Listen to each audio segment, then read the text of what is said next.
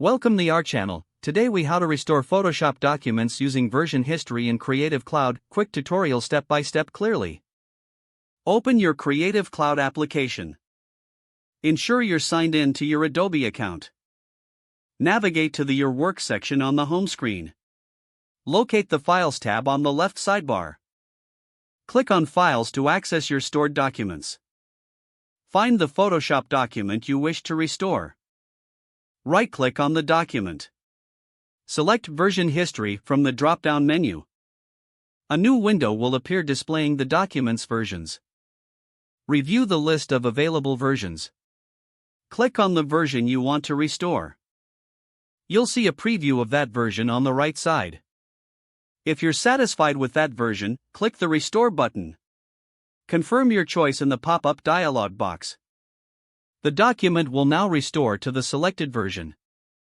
Close the version history window once the process is complete. Open your Photoshop document to ensure it has been restored correctly. That's it.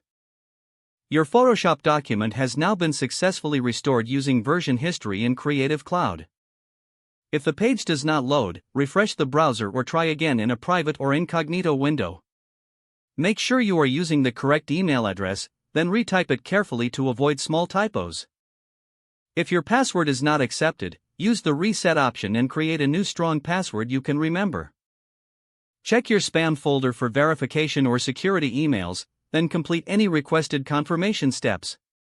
Enable two-factor authentication if available to improve account security and reduce unauthorized access risk. After signing in, review your profile details so your contact information and settings are accurate and current. If you see an error message, note it down and try again after restarting your device and internet connection.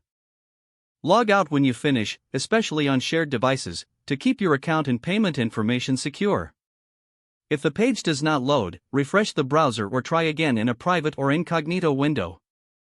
Don't forget to like this video and subscribe to our channel for more step-by-step tech guides.